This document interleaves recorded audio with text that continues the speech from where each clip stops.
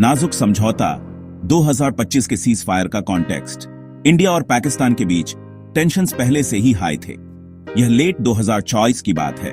Border पार से firing की कई घटनाएं हुई। डिप्लोमेटिक रिलेशंस बहुत ज्यादा खराब हो गए थे। दोनों देशों के बीच ट्रेड को काफी नुकसान हुआ।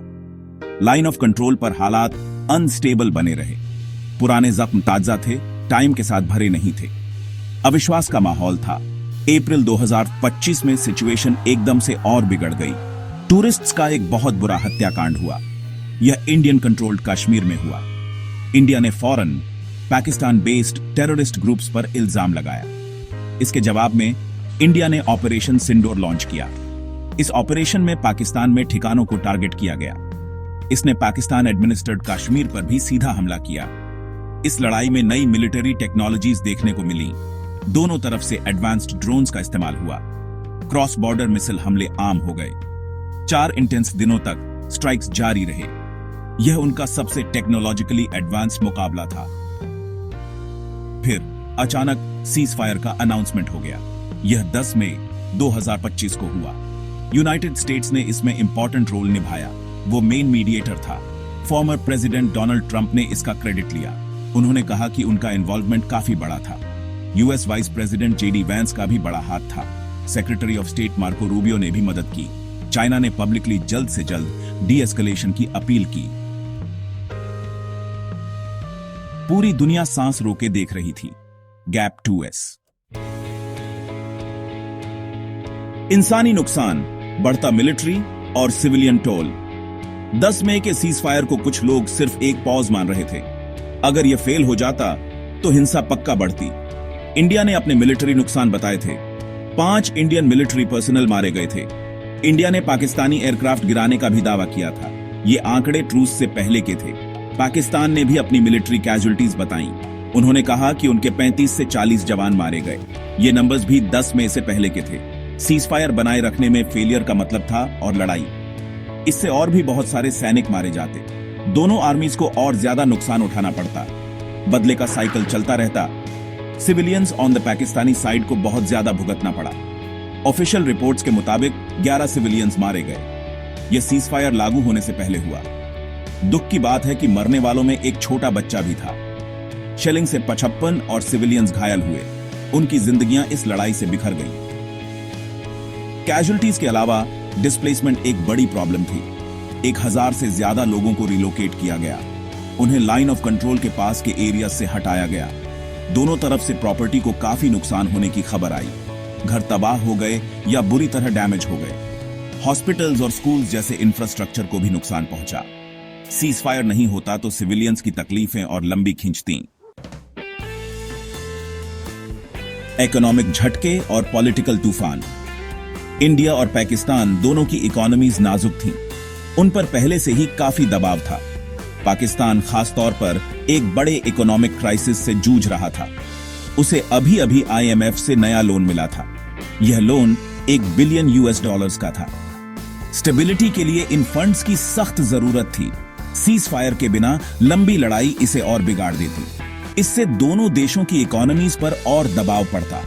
फाइनेंशियल बोझ बहुत ज्यादा बढ़ जाता। बड़े इकोनॉमिक नुकसान को टाला नहीं जा सकता था। नेशनल डेवलपमेंट प्रोजेक्ट्स शायद रुक जाते। सारे अवेलेबल रिसोर्सेज लड़ाई की तरफ मोड़ दिए जाते।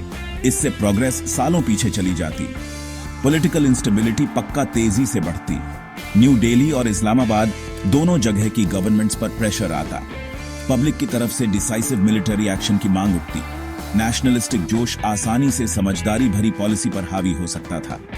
पब्लिक का गुस्सा अनरेस्ट में बदल सकता था। लीडर्स की पोजीशन खतरे में पड़ जाती। Indian prime minister Narendra Modi ने अपना स्टैंड क्लियर कर दिया था। उन्होंने कहा कि टेररिस्ट्स के खिलाफ ऑपरेशन सिंदूर जारी है। उन्होंने सीज फायर को सिर्फ एक पॉज बताया। इंडिया, उन्होंने डिक्लेयर किया, हाई अलर्ट पर है। फ्यूचर में कोई भी टेररिस्ट हमला एक्ट ऑफ वॉर माना जाएगा। इससे आगे की लड़ाई के लिए रेडीनेस का पता चलता था। सेक्शन 4, इंटरनेशनल फॉलआउट और रीजनल गड़बड़ी। बड़ी ग्लोबल पावर सबकॉन्टिनेंट पर करीब से नजर रखे हुए थी। बढ़ती लड़ाई ने उन्हें गहरी चिंता में डाल दिया था। यूनाइटेड स्टेट्स, चाइना और यूरोपियन यूनियन सब वरीड थे। G7 नेशंस भी सिचुएशन को मॉनिटर कर रहे थे। उन्होंने मिलकर शांति की जल्द बहाली के लिए जोर डाला। उनके डिप्लोमैटिक चैनल्स बहुत एक्टिव थे। अगर सीजफायर नहीं होता या टिकता नहीं तो इंटरनेशनल प्रेशर और बढ़ जाता, सैंक्शंस लगने की पॉसिबिलिटी सच हो जाती। की ग्लोबल एक्टर्स की तरफ से ऐसे कदम नुकसानदायक होते। वे पहले से स्ट्रेस्ड इकोनॉमीज को और पंगु बना देते। इंटरनेशनल स्तर पर अलग थलग पड़ने का खतरा साफ था। दोनों देश खुद को और अकेला पाते। पूरे साउथ एशियन रीजन की स्टेबिलिटी दांव पर थी। यह लड़ाई एक बड़ा और सीधा खतरा थी। इसके स्पिलओवर इफेक्ट्स के असली डर थे। आसपास के देश इसमें खींच सकते थे। ग्लोबल पीस को ही इस वॉलेटिलिटी से खतरा था। इसके नतीजे दूर तक जाने वाले और सीरियस थे। फॉर्मर यूएस प्रेसिडेंट ट्रंप के मीडिएट करने के दावे से हैरानी हुई। इंडिया में कुछ लोगों ने इसे धोखे की तरह देखा। यह खास तौर पर गवर्नमेंट के इंफॉर्मेशन कंट्रोल को देखते हुए सच था। मोदी एडमिनिस्ट्रेशन ने ऑपरेशन सिंदूर के दौरान न्यूज को सख्ती से मैनेज किया था। इस टाइट कंट्रोल की वजह से ही मिस इन्फॉर्मेशन और अफवाहें फैली थीं। ट्रंप ने कश्मीर पर भी मीडिएट करने का ऑफर दिया, जिसे पाकिस्तान ने एक्सेप्ट कर लिया, लेकिन इंडिया ने एक्नॉलेज नहीं किया। सेक्शन 5, एटम का साया, न्यूक्लियर रिस्क्स और tense future. India Pakistan conflict पर एक क्रिटिकल फैक्टर हमेशा मंडराता रहता है। दोनों देश डिक्लेयर्ड न्यूक्लियर आर्म्ड स्टेट्स हैं। यह कड़वी सच्चाई हर मिलिट्री कैलकुलेशन को शेप देती है। एस्केलेशन का डर हमेशा बना रहता है। सबसे बड़ा खतरा न्यूक्लियर टकराव का है। यह पॉसिबिलिटी सारी स्ट्रेटेजिक थिंकिंग पर असर डालती है। लगातार मिलिट्री झड़पें इस खतरे को बढ़ाती हैं। कोई भी कन्वेंशनल लड़ाई कंट्रोल से बाहर जा सकती है। किसी भी तरफ से एक छोटी सी चूक बहुत बड़ी तबाही ला सकती है। न्यूक्लियर एक्सचेंज का रिस्क चाहे कितना भी छोटा हो, असली है। उससे होने वाली तबाही की कल्पना करना भी मुश्किल है। इसका असर पूरी दुनिया पर पड़ेगा।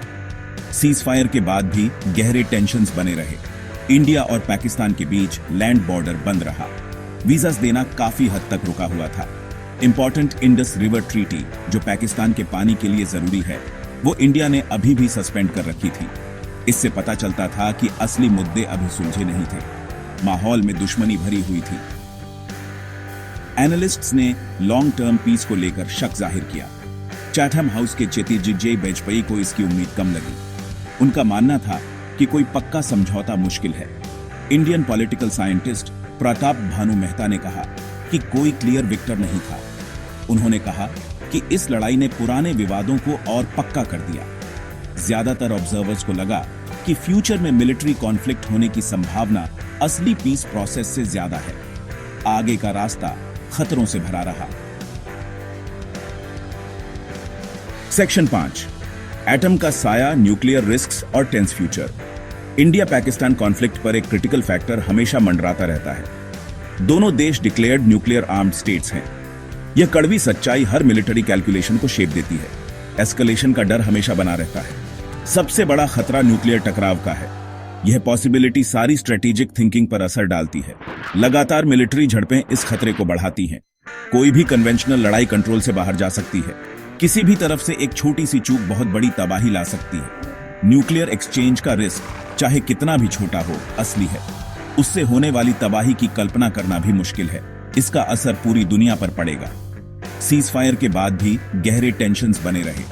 इंडिया और पाकिस्तान के बीच लैंड बॉर्डर बंद रहा। वीजास देना काफी हद तक रुका हुआ था।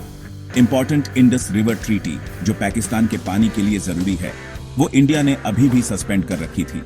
इससे पता चलता था कि असली मुद्दे अभी सुलझे नहीं थे। माहौल में दुश्मनी भरी हुई थी। एनालिस्ट्स ने लॉन्ग टर्म पीस को लेकर शक जाहिर किया। चैथम हाउस के चेतीजी वाजपेयी को इसकी उम्मीद कम लगी। उनका मानना था कि कोई पक्का समझौता मुश्किल है। Indian political scientist Pratap Bhanu Mehta ने कहा कि कोई क्लियर विक्टर नहीं था। उन्होंने कहा कि इस लड़ाई ने पुराने विवादों को और पक्का कर दिया। ज्यादातर ऑब्जर्वर्स को लगा कि फ्यूचर में मिलिट्री कॉन्फ्लिक्ट होने की संभावना असली पीस प्रोसेस से ज्यादा है। आगे का रास्ता खतरों से भरा रहा।